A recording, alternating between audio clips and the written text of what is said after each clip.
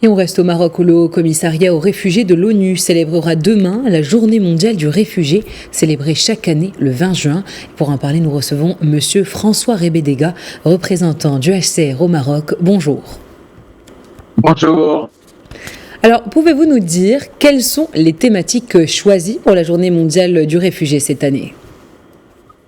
Alors, le thème cette année, en 2024, de la Journée mondiale du réfugié est solidarité avec les réfugiés et inclusion.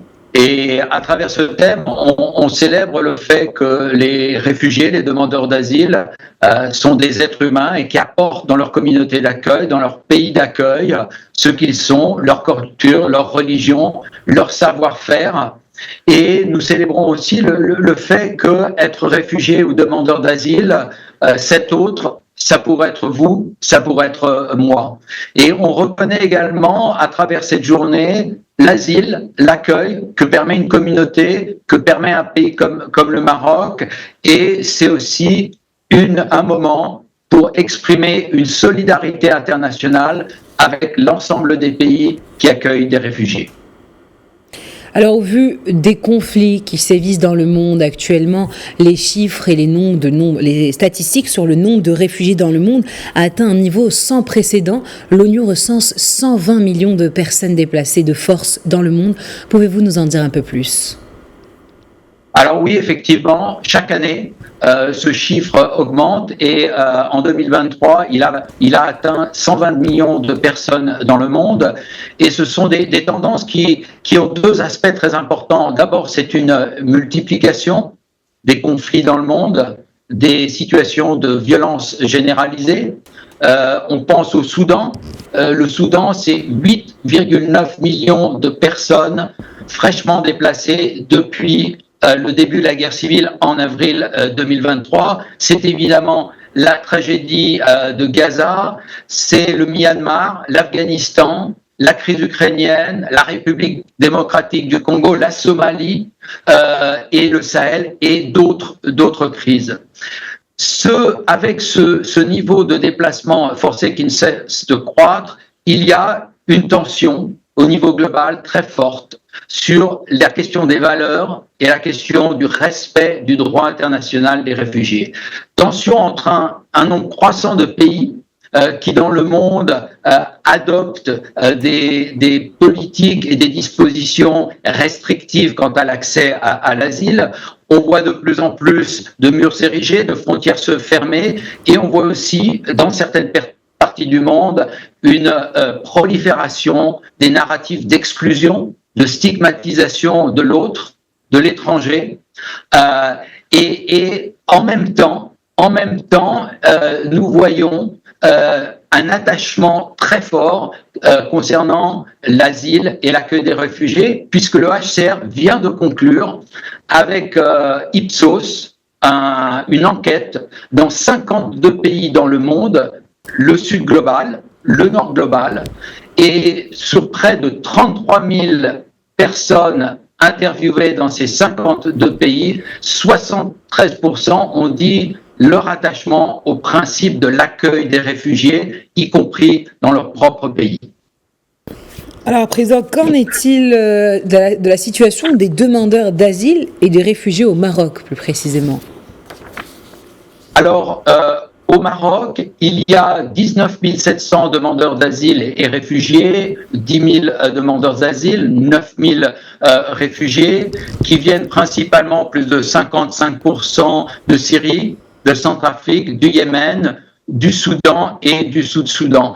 Nous avions, en sortie de période de Covid, connu une augmentation très importante entre le début 2021 et la fin de l'année 2022 de ces chiffres, un doublement de nombre de demandeurs d'asile et de réfugiés qui s'est stabilisé au cours de l'année 2023 et qui reste au même niveau à peu près de 19 000 demandeurs d'asile et réfugiés.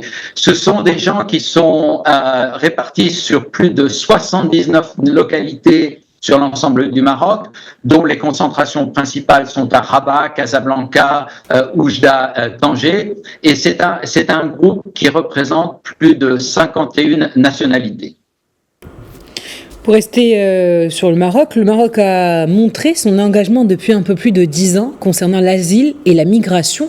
Alors, quelles sont les dernières avancées réalisées ?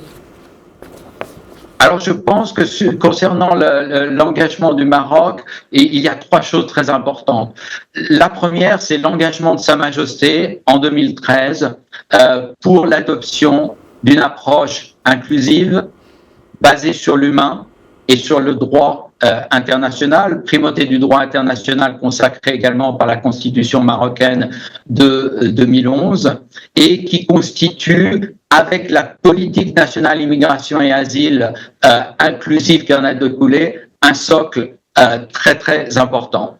Le deuxième élément, c'est que cet engagement a été réitéré par le Maroc à l'occasion de la tenue du 2e Forum mondial pour les réfugiés qui s'est tenu à Genève en décembre 2023, qui est une assemblée monde qui se passe tous les 4 ans dans le cadre de la mise en œuvre pour le pacte mondial pour les réfugiés. Et cette assemblée monde, c'est un moment où l'ensemble des acteurs, y compris l'État, font un ensemble d'engagements. Et le Maroc, à Genève, a réitéré ses engagements sous la forme de l'inclusion dans les systèmes nationaux santé et éducation, dans le domaine des données et analyses, avec le Haut-Commissariat au plan, mais aussi l'inclusion des données réfugiés et migrants dans le recensement national marocain qui devrait se passer à la fin de l'année. Et très important, le Maroc a réitéré son attachement à une initiative référente de gestion humanisée des frontières et en réitérant la primauté du respect du droit d'asile, du respect de non-refoulement au-delà de toute considération sécuritaire. Et ce sont les mots du Maroc dans les engagements tels qu'ils ont été écrits.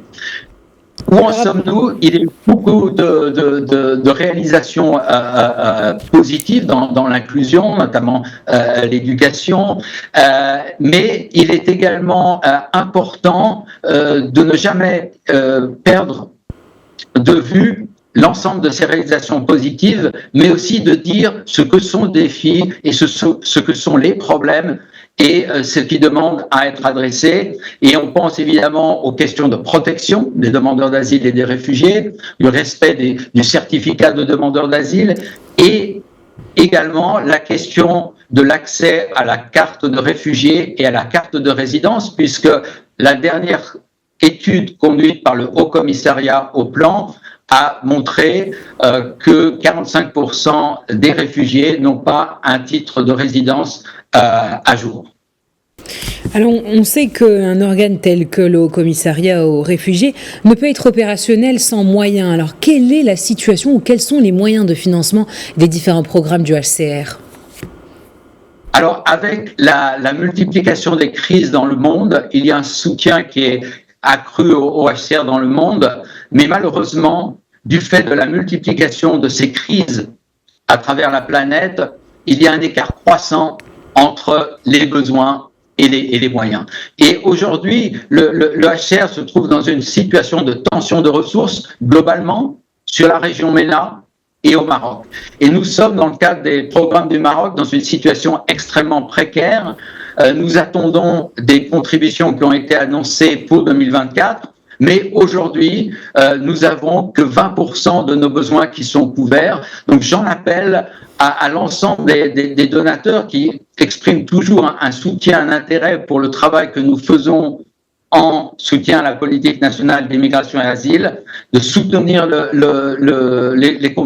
travail du HCR au Maroc, et pour ceux qui ont annoncé des contributions, de faire de sorte qu'elles deviennent réalité le plus rapidement possible. Eh bien, merci François Rebedega pour toutes ces précisions. Je rappelle que vous êtes représentant du Haut-Commissariat aux réfugiés au Maroc. Merci beaucoup.